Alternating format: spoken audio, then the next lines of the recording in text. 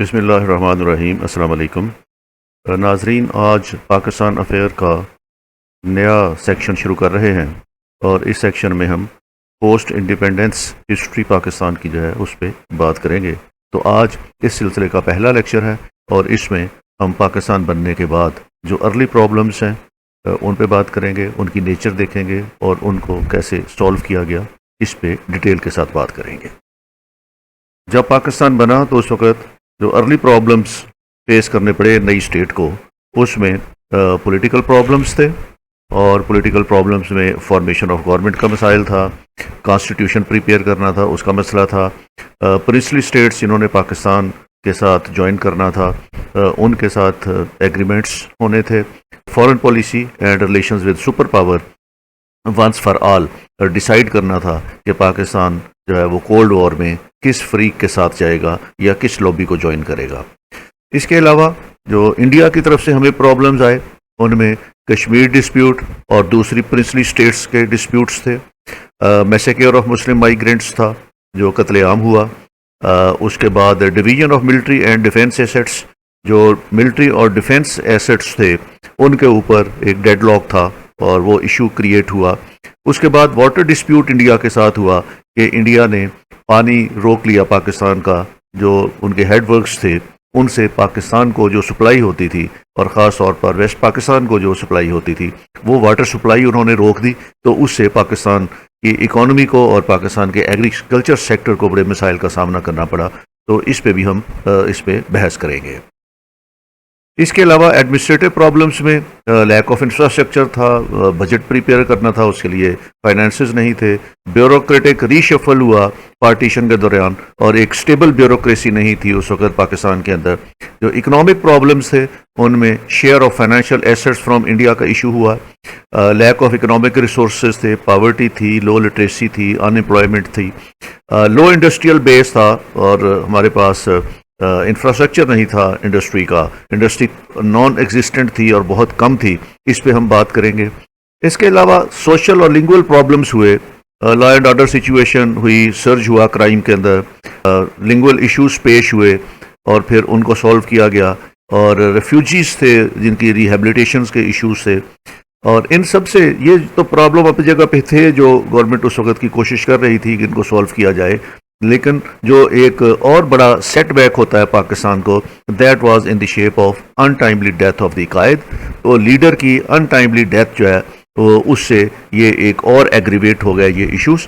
تو آج کے اس لیکچر میں ہم ان ارلی پرابلمز پہ بات کریں گے اور ان کا کیا سلوشن کیا گیا، کون سے سٹیپس لیے گئے ان کو سولو کرنے کے لیے، تو اس پہ ہم بات کریں گے۔ Coming towards the early problems related to the political issues, جو پولیٹیکل پرابلمز تھے ان کو حل کیسے کیا گیا، اور پولیٹیکل پرابلمز میں سب سے پہلا جو ایشو تھا that is the formation of the government, کہ گورنمنٹ کیسے بنائی جائے۔ تو اس میں first parliament of Pakistan was unicameral. یہ جو 1945 میں الیکشن ہوئے تھے انڈیا میں، سینٹرل لیجسلیٹو اسمبلی کے جو ممبر بنے تھے ان میں جو ایریاز پاکستان میں شامل ہو گئے، ان ایریاز سے جو الیکٹ ہو کے ممبرز سینٹرل لیجسلیٹو اسمبلی میں گئے تھے ان کو کہا گیا کہ وہ پاکستان کی پارلیمنٹ کا حصہ ہے۔ دوسرے وہ مسلمان جو پاکستان کے علاقوں کے علاوہ وہ علاقے جو انڈیا میں شامل ہو گئے تھے ان میں سے مسلمان جو تھے وہ سینٹرل لیجسلیٹو اسمبلی کے ممبر بنے تھے، اور جنہوں نے پاکستان مائیگریشن کر لی تھی ان کو بھی کہا گیا کہ وہ پاکستان کی اسمبلی کے وہ ممبر ہوں گے۔ تو اس طریقے سے جو ممبرز 1945 کے الیکشن کے نتیجے میں جیتے ہوئے تھے ان کو اسمبلی میں بلایا گیا اور ان کے اوپر ایک اسمبلی جو ہے پاکستان کی بنا لی گئی، اور یہ یونیکیمرل اسمبلی تھی، اس کا ایک ہی ہاؤس تھا۔ It was composed of 69 members۔ اس کے 69 ممبرز سے، اور یہ ممبرز اس طرح سے تھے کہ ایسٹ بنگال سے 44 ممبرز تھے، پنجاب سے 17 تھے، NWFP سے 3 تھے، سندھ سے 4 تھے، بلوچستان سے 1 تھا۔ تو یہ ٹوٹل 69 ممبرز کی اسمبلی جو تھی اس طرح بنی۔ اس اسمبلی میں 5 سیٹیں ایڈ کر لی گئیں، اور یہ 5 سیٹیں جو تھیں بیسیکلی یہ ان ریاستوں کو دی گئیں جو پاکستان کے ساتھ الحاق ہوا۔ اس میں بہاولپور تھا، اس میں خیرپور کی ریاست تھی، اس میں بلوچستان سے ریاستیں تھیں، اور اس میں ٹرائبل ایریاز سے جو پاکستان کے ساتھ شامل ہوئے. تو یہ 5 ایڈیشنل سیٹیں ان کو دے دی گئیں. تو یہ 5 سیٹیں ایڈیشنل شامل کرنے سے یہ 74 ہو گئے. میں نے کچھ کتابوں کا مطالعہ کیا ہے، ان میں یہ تعداد 75 لکھتے ہیں، اور کچھ بکس ہیں جو یہ 74 لکھتے ہیں. تو بہرحال یہ 74 ہیں یا 75 ہیں. تو اس طرح پاکستان کا پہلا جو اسمبلی بنتی ہے وہ یونیکیمرل ہوتی ہے، اور اس میں یہ 74 یا 75 ممبرز جو ہیں وہ اس کی تعداد اتنی بن جاتی ہے. 2 women, Begum Shaista Ikram Allah Suhrawardi and Begum Jahan Ara Shah Nawaz were also members of this assembly. اس اسمبلی میں 2 خواتین جو ہیں وہ ممبر بنتی ہیں. اس کے علاوہ جو مائنورٹیز اس وقت سینٹرل لیجسلیٹو اسمبلی کے ممبر تھے اور انہوں نے پاکستان میں رہنے کو فوقیت دی، ان کو بھی اس کا ممبر بنا دیا گیا. تو یہ سارے ممبر ملا کے 74 یا 75 کی تعداد میں یہ اسمبلی بنی، اور اس اسمبلی نے اپنا کام شروع کیا. Karachi was declared as capital of the state. Karachi چونکہ اس وقت انٹرنیشنل سٹی کے طور پر گرو ہو چکا تھا اور واحد سٹی تھا جو انٹرنیشنل کیلیبر کا تھا، تو اس لیے کراچی کو انہوں نے کیپٹل بنا دیا. اور پہلا اجلاس جو ہے وہ اس اسمبلی کا یہ کراچی میں 10 تاریخ کو 10 اگست 1947 کو یہ کنڈکٹ ہوتا ہے. J N Mandal, a member of the minority community from East Pakistan, was unanimously elected as chairman of the assembly. اس وقت اسمبلی میں اسپیکر کا عہدہ نہیں ہوتا تھا اور وہ چیئرمین کہا جاتا تھا.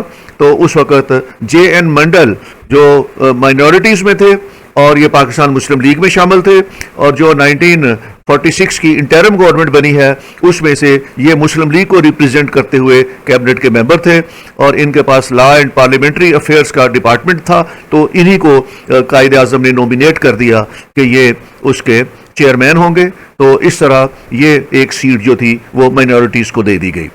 On 11th August 1947, Quaid Azam was elected as president of the assembly. تو 11 اگست 1947 کو قائد اعظم جو تھے وہ ہاؤس کے لیڈر چنے گئے، اور لیڈر ہونے کی حیثیت سے انہوں نے پھر گورنر جنرل کا عہدہ بھی سنبھال لیا. اور Quaid Azam appointed Liaquat Ali Khan as the first prime minister of the country. Liaquat Ali Khan صاحب جو ہے وہ 1946 کی انٹرم گورنمنٹ میں مسلم لیگ کی سیٹ کے اوپر منسٹر بنے تھے، اور ان کے پاس فائنانس کا ڈپارٹمنٹ تھا. تو انہی کو پھر پاکستان بننے کے بعد پاکستان کا پہلا پرائم منسٹر قائد اعظم نے نامزد کر دیا. تو اس طرح گورنمنٹ جو تھی وہ گورنر جنرل، وزیر اعظم اور اسپیکر آف دی اسمبلی یا چیئرمین آف دی اسمبلی، اس کی یہ کاروائی مکمل ہو جاتی ہے. دین اب فارمیشن آف دی کانسٹیٹیوشن کا جب مرحلہ آتا ہے، the assembly was given 2 separate functions to prepare a constitution of the country. اس اسمبلی کے پاس 2 کام دیے گئے تھے. ایک پہلا کام یہ تھا کہ مملکت آزاد ہوئی ہے، وہ اس کا ایک اپنا کانسٹیٹیوشن ہونا چاہیے. تو اس کے ذمے یہ لگایا گیا کہ یہ کانسٹیٹیوشن ملک کے لیے نیا کانسٹیٹیوشن بنائیں گے. اور جب تک نیا کانسٹیٹیوشن نہیں بن جاتا، to act as legislative assembly of the country until the new constitution came into effect. اور جب تک ملک کا نیا کانسٹیٹیوشن نہیں بن جاتا اس وقت تک یہی اسمبلی جو ہے یہ لیجسلیٹو اسمبلی کے طور پہ بھی کام کرے گی. تو اس طرح ان کو یہ 2 سیپریٹ فنکشنز دے دیے گئے. اب اپنا کام چلانے کے لیے دی اسمبلی اڈاپٹیڈ فالوئنگ ایکٹس. سب سے پہلے تو گورنمنٹ آف انڈیا ایکٹ 1935 جو تھا اسمبلی نے وہ اڈاپٹ کیا کہ گورنمنٹ کا بزنس 1935 کا جو گورنمنٹ آف انڈیا ایکٹ ہے اس کے تحت چلایا جائے گا. اور دوسرا انڈین انڈیپینڈنس ایکٹ 1947 میں جو علاقے پاکستان میں شامل کیے گئے تھے تو انہوں نے انڈین انڈیپینڈنس ایکٹ 1947 بھی اڈاپٹ کر لیا، اور اس میں جو علاقے پاکستان میں شامل کیے گئے تھے ان پہ اوپر انہوں نے ایک فیڈریشن بنا لی. تو اس طرح یہ 2 بیسک ڈاکومنٹ ہیں جن کو نئی اسمبلی نے اڈاپٹ کیا. اس کے علاوہ اسمبلی نے ایک اور پاس کی جو تھی پاکستان پروویژنل کانسٹیٹیوشن آرڈر 1947. تو یہ انہوں نے ایک ایکٹ پاس کیا جس کے تحت ان 2 اوپر والے جو قوانین تھے ان کو انہوں نے اڈاپٹ کر لیا. تو اس طرح وہ لیگل ڈاکومنٹ تیار ہو گیا جس کے تحت حکومت کا آگے بزنس چلانا تھا. लियाकत अली खान ने अपनी पहली कैबिनेट बनाई और इस कैबिनेट के अंदर खुद लियाकत अली खान साहब जो थे, इन्होंने प्राइम मिनिस्टर भी थे और इन्होंने फॉरेन ऑफिस और डिफेंस भी इन्होंने अपने पास रखा। आई Chundrigarh, again a well known political personality from Karachi, इनको कॉमर्स, इंडस्ट्रीज और वर्क्स का डिपार्टमेंट दिया गया। अब्दुल रब नेश्तर, इनको कम्युनिकेशन, और राजा गजनफर अली, इनको minister of food, agriculture, health, और उसके बाद फिर जे.एन. मंडल, जोगिंद्र नाथ मंडल, इनको minister of labour and law. तो ये 5 जो हमारे पहले मिनिस्टर्स हैं, ये एग्जैक्टली वही हैं जिनको 1946 की इंटरम गवर्नमेंट में, जिनको कायद आजम ने मुस्लिम लीग की तर्जुबानी करने के लिए उस वक्त की कैबिनेट में, इंटरम गवर्नमेंट में मिनिस्ट्रीज दी थी। इसके अलावा गुलाम मोहम्मद, इनको मिनिस्टर ऑफ फाइनेंस दिया गया और ये बाद में फिर पाकिस्तान के गवर्नर जनरल भी बने। और उसके बाद फजलुर रहमान, और इसको इंटीरियर और इंफॉर्मेशन एंड एजुकेशन, और sir Zafrullah Khan minister for foreign affairs. ये पाकिस्तान के पहले मिनिस्टर जो थे वो इनको नामजद किया गया, और कॉमनवेल्थ के। और Abdul Sattar Pirzada, food, agriculture and health.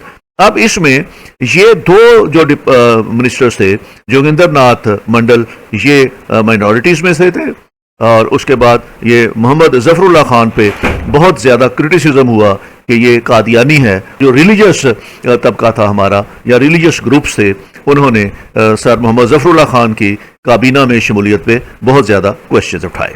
तो इस तरह पाकिस्तान की पहली कैबिनेट मार्ज़ वजूद में आती है और हुकूमत का नज़्म व नसक जो है वो शुरू हो जाता है। इसके बाद अगला पॉलिटिकल मरहला जो बड़ा था, that was relation with the princely states. तो जो प्रिंसली स्टेट्स हैं उनके साथ रिलेशन कैसे रखा जाए। Out of 565 princely states during 1947, 13 princely states decided to join Pakistan. 13 ऐसी रियासतें थीं जो पाकिस्तान के टेरिटोरियल ज्यूरिसडिक्शन के अंदर आई, और इन 13 ने पाकिस्तान में शमूलियत जो कर ली, और मुख्तलिफ डेट्स में इन्होंने पाकिस्तान के साथ इल्हाक किया, और दे एक्सीडेड टू दी पाकिस्तान। उसमें सबसे पहली रियासत जिसने पाकिस्तान के साथ इल्हाक किया, दैट वाज ऑफ बहावलपुर। ये 3 अक्टूबर 1947 को इसने इल्हाक किया। सिंध में खैरपुर की रियासत थी, इन्होंने भी 3 अक्टूबर 1947 को इल्हाक किया। चित्राल, इन्होंने 6 नवंबर 1947 को ऐलान कर दिया कि हम पाकिस्तान के साथ इल्हाक करेंगे, और वहां पे फिर इंटरम एडमिनिस्ट्रेशन के तौर पर रहे, और अल्टीमेटली 69 में चित्राल का एरिया जो था that was integrated with the Pakistan. तो उसके बाद सवात में नवंबर 1947 में, और हुंजा 3 नवंबर 1947, और नगार 18 नवंबर 1947, और आम 31 दिसंबर 1947। ये जो इलाके थे जिसमें हुंजा, निगार और आम, ये नॉर्दर्न एरियाज के इलाके थे। उसके बाद दीर 8 नवंबर 1947। बलूचिस्तान की जो रियासतें थीं उन्होंने काफ़ी टाइम लिया ये सोच बाजार में, और अल्टीमेटली लसबेला 7 मार्च 1948, खरान 17 मार्च 1948, मकरान 17 मार्च 1948, और कलात 27 मार्च 1948। तो ये रियासतें जो हैं 10 से लेके 12 तक, 9 से लेके 12 तक, ये रियासतें जो है ये बलूचिस्तान की रियासतें थीं। और इसके बाद आखिरी रियासत जो थी फुलरा, इसने 1949 में पाकिस्तान के साथ इल्हाक किया। तो ये 13 रियासतें पाकिस्तान में हुई, इनका गवर्नमेंट ऑफ पाकिस्तान के साथ बाकायदा एग्रीमेंट हुआ, और उसके नतीजे में इनका इल्हाक पाकिस्तान के साथ हो गया। रियासतों के सिलसिले में कुछ डिस्प्यूट्स भी हुए, और ये डिस्प्यूट 3 रियासतों के बारे में हुए, पाकिस्तान और इंडिया में। ये 3 रियासतें जो थी, इन्होंने अपने अब जब इल्हाक करने थे तो वहाँ एक सिचुएशन ऐसी डेवलप हुई कि इनमें पाकिस्तान और इंडिया के दरमियान क्राइसिस डेवलप हुए, और जो सबसे बड़ा क्राइसिस डेवलप हुआ that was regarding the succession of Kashmir. Kashmir का इशू ये था कि majority of the population of Kashmir was मुस्लिम। कश्मीर की अक्सरियती इलाके जो थे आबादी के, वो मुसलमानों पे थे। मुसलमान वहां पे अक्सरियती कम्युनिटी थी, बट महाराजा वाज आ सिख, लेकिन उसका जो महाराजा था हरी सिंह, वो सिख था और वो नॉन मुस्लिम था। महाराजा intended to exceed two India which was resisted by the Muslims. Maharaja exceed کرنا چاہتا تھا انڈیا کے ساتھ، اور اس کے اوپر بہت زیادہ پریشر تھا لارڈ ماؤنٹ بیٹن کا اور گاندھی کا کہ وہ الحاق کرے انڈیا کے ساتھ، جبکہ مہاراجہ خود ایک انڈیپینڈنٹ اسٹیٹ رکھنا چاہتا تھا، اور یہ برٹش گورنمنٹ ایک انڈیپینڈنٹ اسٹیٹ مہاراجہ کی جو تھی کشمیر کی اس کے خلاف تھی، اور اس کو مجبور کر رہی تھی کہ وہ انڈیا کے ساتھ الحاق کر لے۔ تو اس مجبوری میں، اس پریشر میں مہاراجہ جو تھا اس کا ٹلٹ انڈیا کی طرف ہوا، جس پہ مسلمانوں نے اس کو رجسٹ کیا۔ Under Indian pressure Maharaja acceded to India and Indian troops invaded Kashmir. Maharaja نے جب الحاق کیا کشمیر کا انڈیا کے ساتھ تو اس میں پھر انڈین ٹروپس جو تھے وہ کشمیر میں آ گئے، and Muslim freedom fighters waged a war with Indian army and liberated a portion of Kashmir. تو وہاں پہ فریڈم فائٹرز میں اور انڈین آرمی میں لڑائی ہوتی ہے، جس کے نتیجے میں فریڈم فائٹرز مجاہدین کشمیر کا ایک حصہ لبریٹ کرنے میں کامیاب ہو جاتے ہیں۔ The matter was referred to the UN in January 1948. India جنوری 1948 میں اس معاملے کو یونائٹڈ نیشنز کے پاس لے گیا۔ A ceasefire was ordered by UN in January 1949. اور اس پہ سیز فائر ہو گیا، اور جو علاقے مسلمان مجاہدین نے قبضہ کیے ہوئے تھے وہ مسلمانوں کے پاس رہے، اور جو علاقے انڈیا نے کے پاس تھے وہ انڈین کے پاس رہے، اور اس طریقے سے ایک سیز فائر آرڈر ہو جاتا ہے۔ UNO decided to hold plebiscite to know the wishes of the Kashmiri people. UNO نے یہ ڈیسائیڈ کیا کہ کشمیر میں ایک حق رائے دہی دیا جائے لوگوں کو، اور کشمیر کے لوگ یہ فیصلہ کریں کہ انہوں نے کس کے ساتھ جانا ہے، ایکسیڈ پاکستان کے ساتھ کرنا ہے یا انڈیا کے ساتھ کرنا ہے۔ The plebiscite has not been held so far and fate of Kashmir people is still hanging in uncertainty. تو یونائٹڈ نیشن کی اس قرارداد پہ جس پہ انہوں نے دونوں ملکوں کو کہا تھا کہ کشمیر میں ایسی فضا قائم کریں کہ اس کے نتیجے میں ایک پلیبسائٹ ہو اور لوگ فیصلہ کریں کہ وہاں پہ انہوں نے کس کے ساتھ الحاق کرنا ہے، تو اس پلیبسائٹ کی ریزولوشن جو یونائٹڈ نیشن کی ہے اس کے اوپر عمل نہیں ہوا، اور اس وجہ سے ابھی تک کشمیر کا مسئلہ کھٹائی میں پڑا ہوا ہے۔ اگلا جو بڑا مسئلہ ہوا وہ جوناگڑھ کا تھا، جوناگڑھ کے الحاق کا تھا۔ Junagadh is a small state on the coast 300 mile south of Karachi. یہ ایک قصبہ ہے، اسٹیٹ ہے جو کراچی سے ساؤتھ کی طرف 300 میل کے فاصلے پہ ہے۔ Its prince Muhammad Khan ji 3 was Muslim but population was non Muslim. اس کا جو پرنس تھا وہ مسلمان تھا، محمد خان جی، اور اس کی جو آبادی تھی وہ نان مسلمس تھی اور زیادہ تر ہندوؤں پہ بیس کرتی تھی۔ Prince decided to join Pakistan but Indian army invaded Junagadh. Prince نے پاکستان کے ساتھ الحاق کر دیا، لیکن جیسے ہی اس نے الحاق کا اعلان کیا انڈین آرمی جو تھی وہ جوناگڑھ میں انٹر ہو گئی اور انہوں نے جوناگڑھ پہ قبضہ کر لیا۔ Pakistan protested to the UN but the matter remained unresolved. Pakistan نے یونائٹڈ نیشن پہ احتجاج کیا لیکن اس کا کوئی فائدہ نہیں ہوا اور یہ مسئلہ حل نہ ہو سکا، اور انڈیا نے بدستور جوناگڑھ پہ اسی طرح قبضہ کیے رکھا۔ اگلا ایشو جو اسٹیٹ کے ساتھ ہوا، ڈیولپ ہوا، that was Hyderabad. Hyderabad Deccan is popularly known as Hyderabad Deccan.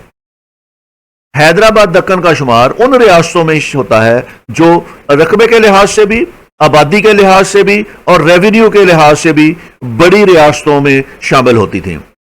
نظام Mir Osman Ali Khan was Muslim but population was non مسلم۔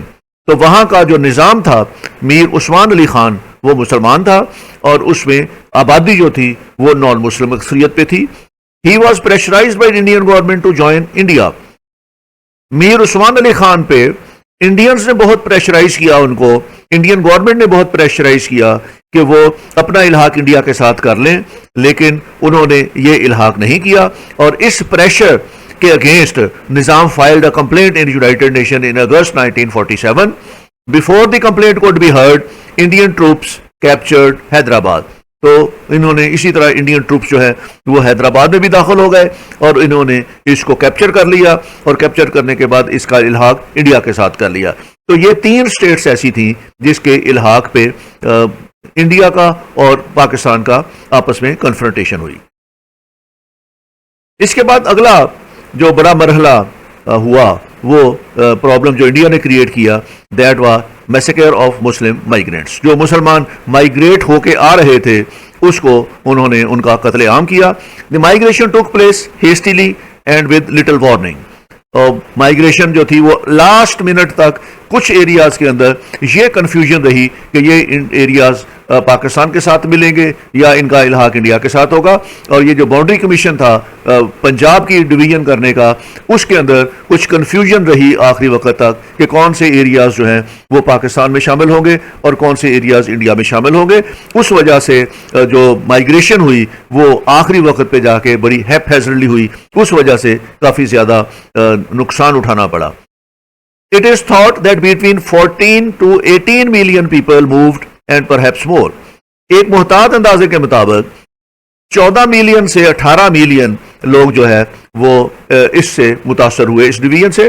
اور اس میں زیادہ تر تعداد جو تھی وہ مسلمانوں کی تھی جو انڈیا سے مائیگریٹ ہو کے پاکستان کی طرف آئے. اور ایک محتاط اندازے کے مطابق بہت سے رائٹرز نے اس تعداد کو 10 ملین کے قریب لکھا ہے جو مسلمان وہاں سے مائیگریٹ ہو کے پاکستان کی طرف آئے. Excess mortality during the period of the partition is usually estimated to have been around 1 million. اور ایک محتاط اندازے کے مطابق اس پارٹیشن میں جو قتل عام ہوا اس کے افراد کی تعداد 1 ملین کے قریب ہے. اور یہ زیادہ قتل عام جو ہے یہ پنجاب میں ہوا جہاں پہ کنفرنٹیشن جو تھی وہ بہت ہائی تھی between Sikhs and the Muslims. اور زیادہ نقصان اس میں جو ہوا جانی نقصان وہ مسلمانوں کا ہوا جو انڈیا سے مائیگریٹ کر کے لاہور کی طرف آ رہے تھے یا پاکستان کی طرف آ رہے تھے. The violent nature of the partition created an atmosphere of hostility and suspicion between India and Pakistan that affected their relationship. یہ جو ایٹیچیوڈ اور رویہ تھا انڈینز کا ڈیورنگ دی پارٹیشن, جو انہوں نے میسو لیول پہ لوگوں کو قتل کیا, اس وجہ سے پھر ہوسٹیلیٹیز اور سسپیشنز ایک دوسرے کے خلاف آگے چل کے بہت زیادہ گریو ہوتی گئی. اور یہ ریلیشنز پاکستان اور انڈیا کے کبھی بھی ٹھیک نہیں ہوئے because of the violent nature of the partition created by the Indians. اس کے بعد اگلا بڑا پرابلم جو تھا that was division of military and defence assets. فوج اور فوج کے اثاثات کی ڈویژن بھی ایک بڑا مسئلہ تھا.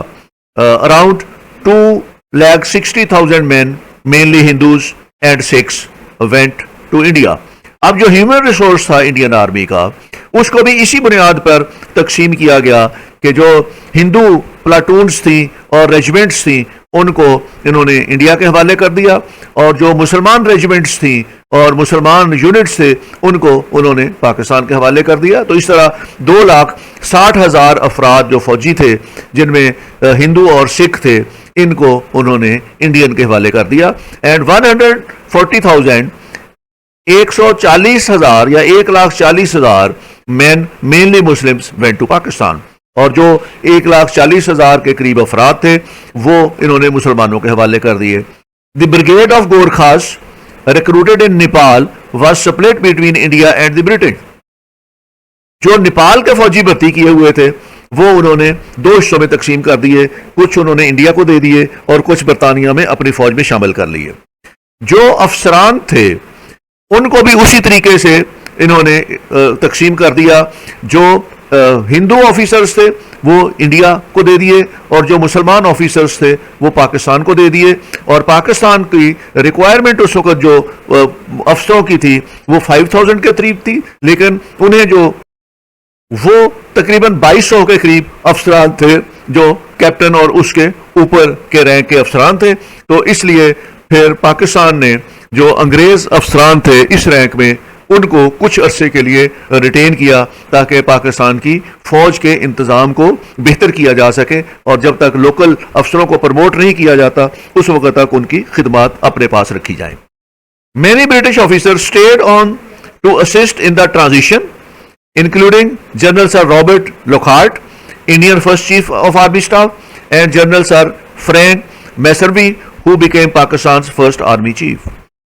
تو 2 جنرل سر رابرٹ لوکہارٹ وہ اور سر فرینک میسروی یہ انہوں نے ادھر ہی رہے, اور سر رابرٹ لوکہارٹ کو انڈیا کے چیف آف آرمی اسٹاف بنا دیا, اور سر فرینک کو پاکستان کا فرسٹ آرمی چیف بنا دیا تاکہ یہ فوج کو جو ہے وہ آرگنائز کر سکیں. تو اس طریقے سے یہ دو افسران بھی ریٹین ہو گئے اور دونوں ملکوں کے پہلے چیف آف آرمی سٹاف جو تھے یہ دونوں انگریز تھے.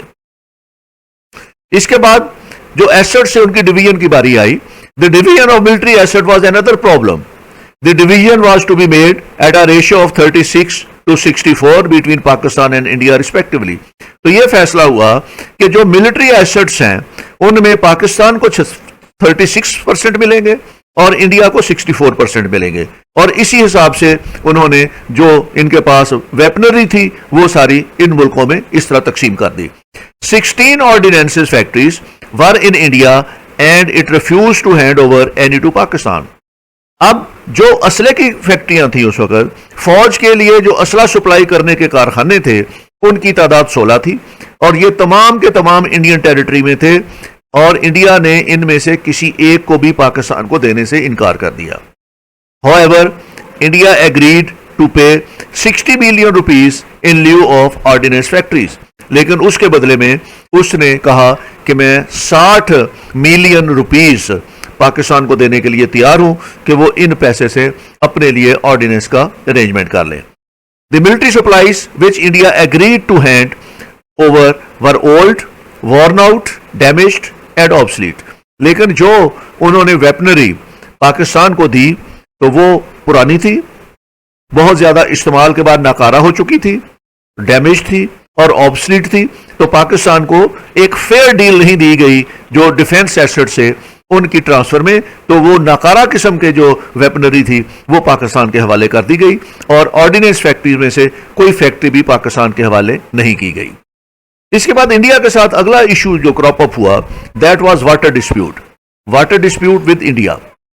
6 rivers Indus, Jhelum, Chenab, Ravi, Sutlej and Beas flew from Indian territory to Pakistan.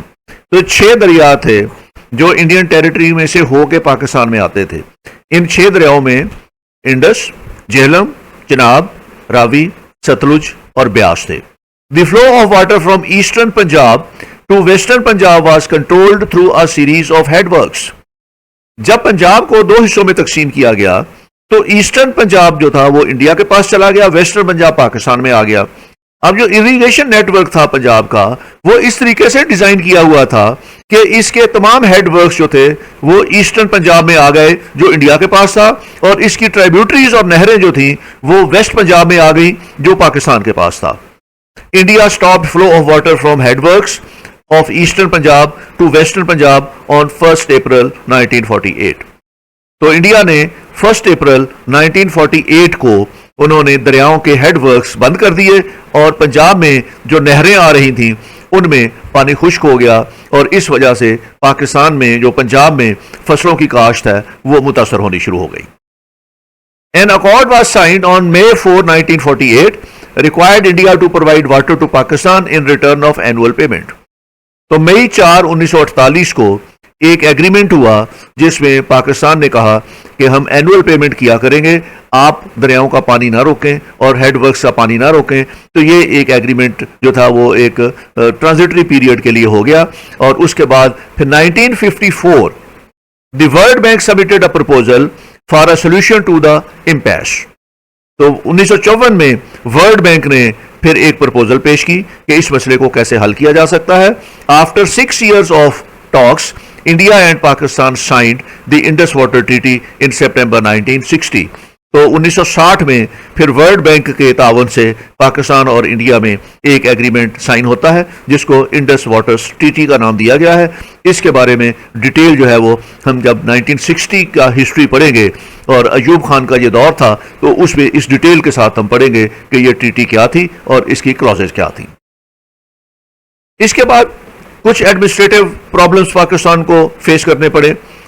اس میں لیک آف انفراسٹرکچر تھا, پاکستان کے اندر انفراسٹرکچر ڈیولپ نہیں تھا، پسماندہ علاقہ تھا، روڈ نیٹ ورک نہیں تھا، اریگیشن سسٹم نہیں تھا، اس کے اندر ڈیمز نہیں تھے، اس کے اندر آفس بلڈنگز نہیں تھیں، اور بہت زیادہ قسم پرسی کی حالت میں تھی. تو شروع میں انفراسٹرکچر ڈیولپ نہ ہونے کی وجہ سے، کمیونیکیشن سسٹم نہ ہونے کی وجہ سے، روڈ نیٹ ورک نہ ہونے کی وجہ سے بڑی مشکلات کا سامنا کرنا پڑا. Then was preparation of budget. تو حکومتیں جب بنتی ہیں تو ان کے تو اخراجات فوراً ہو جاتے ہیں. تو پاکستان کو بھی بہت سے مسائل کا سامنا کرنا پڑا. ان مسائل کے حل کے لیے ان کے پاس پیسہ ہونا ضروری تھا، اس کے لیے بجٹ بننا چاہیے تھا، لیکن چونکہ ریسورسز نہیں تھے اس لیے بجٹ کی پریپریشنز میں بہت مشکل ہوئی.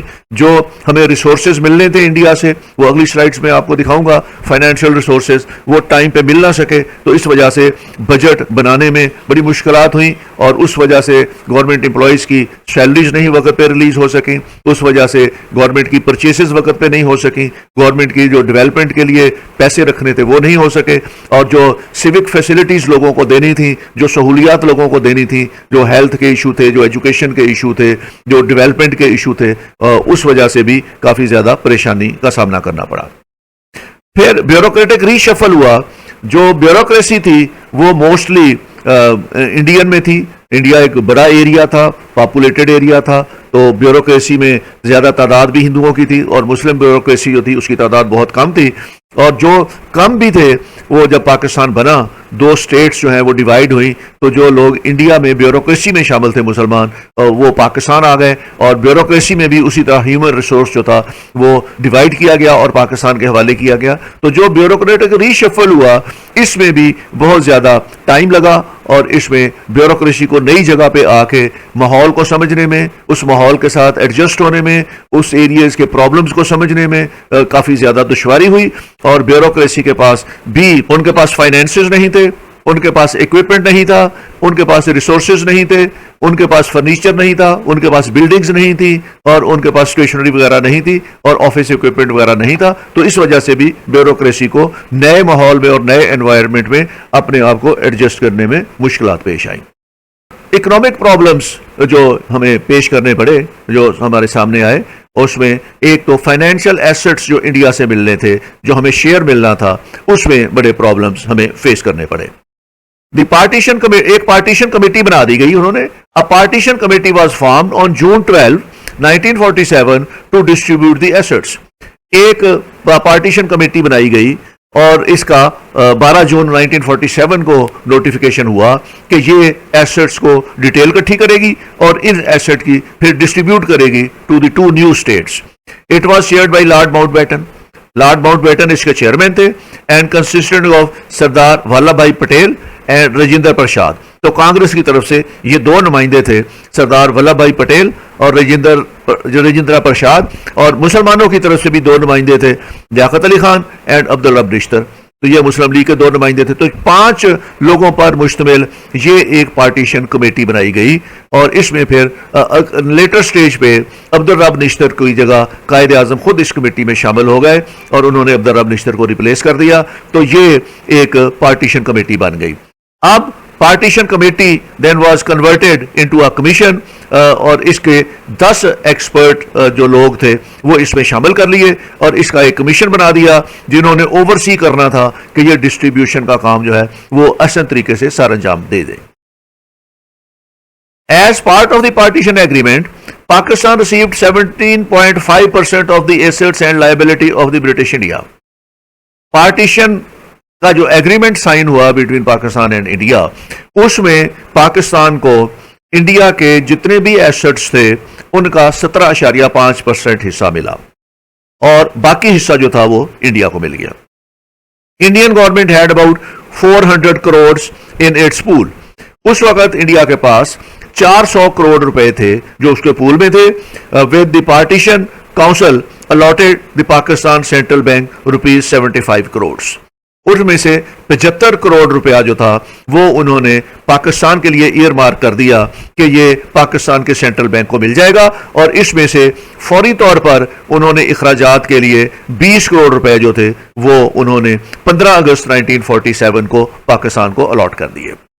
اب یہ پیسہ جو 20 کروڑ تھا یہ رہا انڈیا کے بینک میں ہی، کیونکہ اس وقت پاکستان کے پاس ریزرو بینک کوئی نہیں تھا اور ایک ہی ریزرو بینک تھا جو انڈیا کا ریزرو بینک تھا، تو پیسہ وہیں پہ پڑا رہا اور اس میں سے پاکستان اپنی ضرورت کے مطابق ان 20 کروڑ میں سے خرچ کرتا رہا، اور باقی جو 55 کروڑ ملنا تھا پاکستان کو وہ انہوں نے کہا کہ آپ کو لیٹر سٹیج کے اوپر مل جائے گا، 20 کروڑ سے آپ ابھی اپنے اخراجات شروع کریں۔ تو ٹوٹل یہ 20 کروڑ روپیہ ملا پاکستان کو کیش کی صورت میں، جس کو پاکستان نے یوٹیلائز کرنا شروع کر دیا ڈے ٹو ڈے ایکسپینڈیچرز کے لیے۔ Following independence, India and Pakistan were served by the same central bank from August 1947 till September 1948.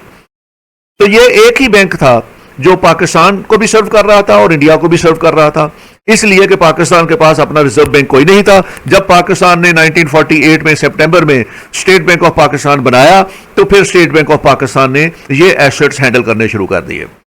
Relation between Pakistan and the government deteriorated rapidly over 55 crores payment which had been agreed upon in 1947. جو 55 کروڑ روپیہ باقی تھا پاکستان کا وہ India نے دینے سے انکار کر دیا، اور انڈیا کا سٹریس اس بات پہ تھا کہ پاکستان یہ پیسہ ویپن خریدنے پہ لگائے گا اور یہ ویپن کشمیر میں استعمال کریں گے انڈیا کے خلاف، تو اس لیے جب تک پاکستان بیٹھ کے کشمیر کا ایشو سیٹل نہیں کرتا اس وقت تک یہ پیسہ اس کو نہ دیا جائے۔ But this amount was withheld on the plea that Pakistan would use it in war going in Kashmir. However, this amount was released after Gandhi's fast and under world pressure on January 15, 1948. تو یہ پھر 55 کروڑ روپیہ جو ہے وہ گاندھی صاحب نے اس پہ ایک بھوک ہڑتال کر دی اور انہوں نے کہا کہ یہ ہماری کمٹمنٹ ہے پاکستان کے ساتھ، یہ پیسہ ہم نے دینا ہے تو فوراً اس کو دیا جائے، جبکہ باقی انڈین ہندوز جو تھے گورنمنٹ میں وہ اس پیسے کو دینے کے خلاف تھے۔ چونکہ ورلڈ پریشر بھی تھا انڈیا پہ تو الٹیمیٹلی یہ 15 جنوری 1948 کو یہ 55 کروڑ روپیہ جو آؤٹ اسٹینڈنگ تھا یہ انڈیا کی طرف سے ہمیں مل گیا، اور اس سے پھر پاکستان کو تھوڑی سی فائنانشیل سپورٹ جو ہے وہ مل گئی، اور ان کو حکومت چلانے میں جو بہت زیادہ مشکلات تھی وہ کسی حد تک یہ سے ریڈریس ہو گئی۔ India and Pakistan also shared currency during this period. اب پاکستان نیا ملک بنا تھا تو اس کو بڑا مشکل تھا فوری طور پر اپنی کرنسی بنا لے، کیونکہ ابھی تو ریزرو بینک ہی نہیں بنا تھا ان کا، تو کرنسی بنانے میں بھی مشکلات پیش آ رہی تھی، تو ایک ہی کرنسی اور ایک ہی کوائنیج جو تھا وہ دونوں ملک استعمال کر رہے تھے۔ To continue with the existing coinage and currency for both India and Pakistan till March 31 1948، اور 31 مارچ 1948 تک دونوں ملک جو تھے وہ ایک ہی کرنسی جو پہلے سے اویلیبل تھی ان کے پاس اس کو استعمال کرتے رہے۔ اس طریقے سے پاکستان نے اپنے ارلی اکنامک پرابلمز جو تھے وہ حل کیے۔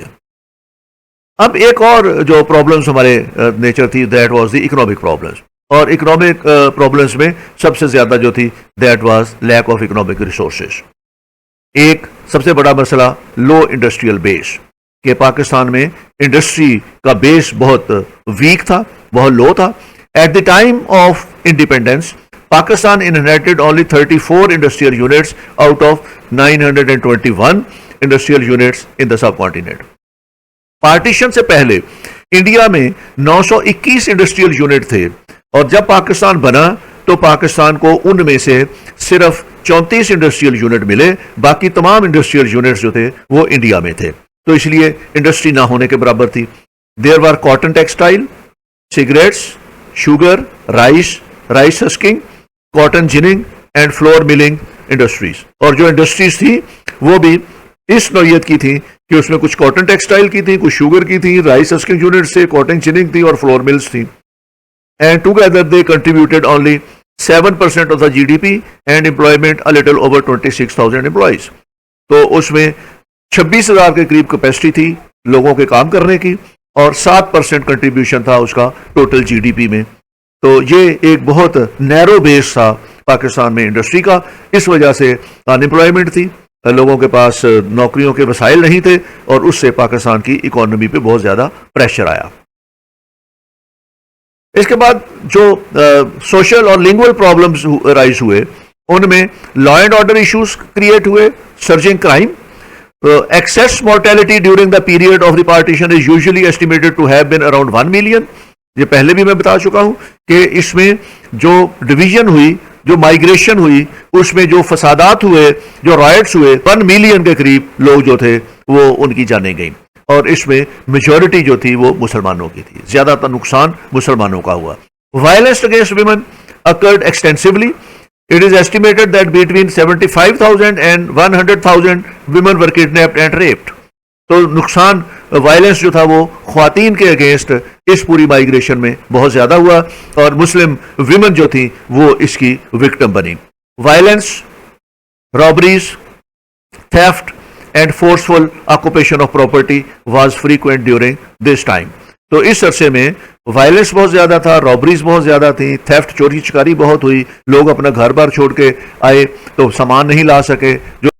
تو اس عرصے میں کرائم جو تھا وہ سرچ پہ ہوا اور اس کو پھر کنٹرول کرنے کے لیے زیادہ ایفرٹس کرنی پڑی اور ٹائم لگا اس کو کنٹرول کرنے میں. الٹیمیٹلی یہ پھر لا اینڈ آرڈر سچویشن گریجولی جو تھی وہ نارمل ہوتی گئی.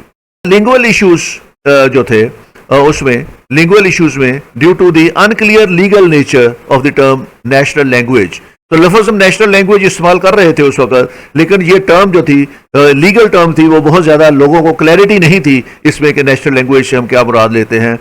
فیئرس ڈبیٹ سون اروز پٹنگ اردو ورسز بنگالی ان پاکستان. تو بنگالی اور اردو کے درمیان ایک بہت ڈبیٹ شروع ہو گئی کہ کیا ہونا چاہیے نیشنل لینگویج, اردو ہونی چاہیے, بنگالی ہونی چاہیے یا دونوں ہونی چاہیے. اس پہ بہت لمبی چوڑی ڈبیٹ ہوئی. A month after independence, a pamphlet was circulated in Dhaka arguing that Bengali should be made the court language and medium of instruction in East Bengal. تو آزادی کے فوراً بعد بنگال سے یہ مطالبہ آنا شروع ہوا کہ بنگالی کو بھی نیشنل لینگویج بنایا جائے اور بنگال میں کورٹ لینگویج اور medium of instruction educational institutions میں بنگالی کو رکھا جائے. تو یہ دو جو تھی لینگویجز ان کے درمیان ایک ٹکراؤ کی کیفیت پیدا ہو گئی اور اس کو پھر ونس فار آل قائد اعظم محمد علی جناح نے ریزالو اس طریقے سے کیا کہ انہوں نے اناؤنس کیا کہ اردو ہی پاکستان کی نیشنل لینگویج ہوگی. ایک اور بڑا مسئلہ جو سوشل پرابلم تھا that was rehabilitation of refugees. At least 14 million people were displaced who had to be rehabilitated, clothed, fed and sheltered. 14 million کے قریب لوگ تھے جو اس میں ڈسلوج ہوئے اور اس میں 10 ملین لوگ تھے جو مائیگریٹ ہو کے پاکستان آئے اور وہ ان کو ریہیبلیٹیٹ کرنا, ان کو کلوتھ, فیڈ کرنا, شیلٹر دینا اور اس کے پاکستان بننے کے فوراً بعد اگست میں یہ مائیگریشن ہوئی. اور اس وقت برسات کا سیزن, مانسون سیزن چل رہا تھا, تو مون سیزن میں فلڈ شروع ہو گئے اور اس کے بعد فلڈ کے نتیجے میں آگے بیماریاں شروع ہو گئیں اور اس کے بعد ونٹر سیزن شروع ہو گیا اور یہ لوگ کھلے آسمان کے نیچے پڑے ہوئے تھے. تو اس 1 کروڑ لوگوں کو, 10 ملین لوگوں کو ریہیبلیٹیٹ کرنا was a very difficult task. The region of Kashmir and Punjab were worst affected by the partition. تو زیادہ پارٹیشن جو تھی وہ کشمیر میں, چونکہ جنگ شروع ہو گئی تھی اور ہندو آرمی چلی گئی تھی وہاں پہ, تو کشمیر سے لوگ مائیگریٹ ہو کے آنا شروع ہو گئے اور پنجاب چونکہ 2 حصوں میں تقسیم ہو گیا تھا تو اس لیے پنجاب سے مسلمان مائیگریٹ ہو کے آنا شروع ہو گئے. تو ان 2 علاقوں میں مائیگریشن جو تھی وہ بڑی تیزی کے ساتھ ہوئی اور بڑی زیادہ والیوم میں ہوئی. The refugee crisis were exacerbated by monsoon flooding which destroyed much of the year's harvest. تو اس میں مانسون آ گیا, اس کے اندر فلڈ آ گئے, تو جو رہی صحیح کثرتی فصلوں کی صورت میں وہ اس میں فلڈ میں اور مانسون میں ضائع ہو گئی, تو کرائسس ملٹیپلائی ہونا شروع ہو گئے. Cholera, dysentery, malaria, plague, smallpox, typhoid, typhus worldwide spread. تو یہ اس طرح بیماریاں جو تھیں وہ ان کیمپوں کے اندر جہاں لوگ کیمپوں میں رہ رہے تھے, ریفیوجی کیمپس تھے, ان میں یہ بیماریاں بہت زیادہ پھیل گئیں. Refugee camps were established across the country with the large emerging in the Lahore. اور سب سے زیادہ جو ریفیوجی کیمپس تھے وہ لاہور میں لگانے پڑے. The Pakistan government sought help from Red Cross for the medical assistance. تو ان کو لوگوں کے لیے جب یہ ریفیوجی کیمپس میں اس طرح کی بیماریاں ہوئیں تو پھر ریڈ کراس سے ہیلپ لینی پڑی, میڈیکل اسسٹنس لینی پڑی, وہاں سے اکوپمنٹ لینا پڑا, نرسز اور ڈاکٹرز کو ریڈ کراس سے طلب کیا گیا اور immediate supplies of blood, plasma and medicines to combat epidemic. کیونکہ پاکستان کے پاس ریسورسز بھی نہیں تھے इंफ्रास्ट्रक्चर भी नहीं था, ह्यूमन रिसोर्स भी नहीं था, डॉक्टर्स और पैरामेडिक्स भी नहीं थे। तो उनमें फिर जब ये इस तरह वबाई अमराज फैलनी शुरू हुई तो फिर रेड क्रॉस को रिक्वेस्ट की गई कि वो आएँ और लोगों को ये मेडिकल असिस्टेंस और इस तरह की जो नेसेसरीज हैं मेडिसिन के सिलसिले में वो प्रोवाइड करें। जो सबसे बड़ा सानहा हुआ इसमें और जो सबसे बड़ा चीज़ें स्मूथ होना शुरू हुई तो उसमें फिर अनटाइमली डेथ ऑफ कायद आज़म मोहम्मद अली जिन्ना, तो कायद आज़म की वफात हो जाती है। The death of Quaid on 11 September was a great shock to the nation. ये 11 सितंबर 1948 में कायद की डेथ जो थी ये एक बहुत बड़ा सदमा था कौम के लिए। On becoming governor general Quaid request the party presidency of the Pakistan Muslim league two sir Khwaja नाज़मुद्दीन।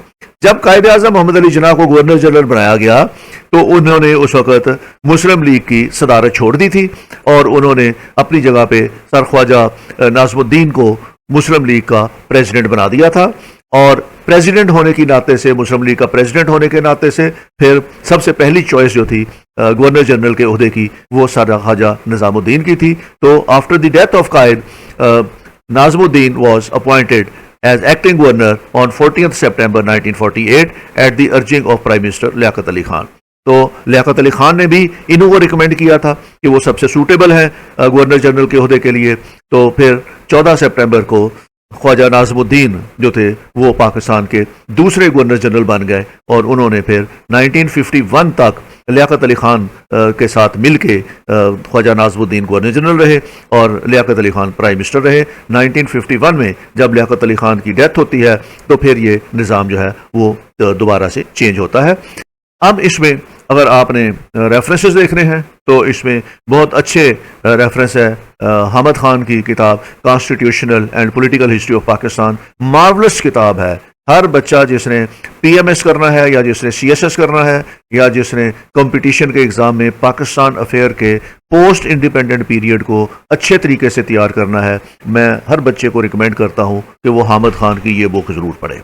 Then Mohammad Zafarullah Khan की द फॉरगॉटन ईयर्स, आइन स्टीफन्स की Pakistan old country new nation, Chaudhary Mohammad Ali की the emergence of Pakistan, again ये बहुत अच्छी किताब है इमरजेंस ऑफ पाकिस्तान, और रिचर्ड साइमंड की मेकिंग ऑफ पाकिस्तान। ये अच्छी किताबें हैं, वक्त मिले तो इनको ज़रूर स्टडी करें। ये था आज का लेक्चर।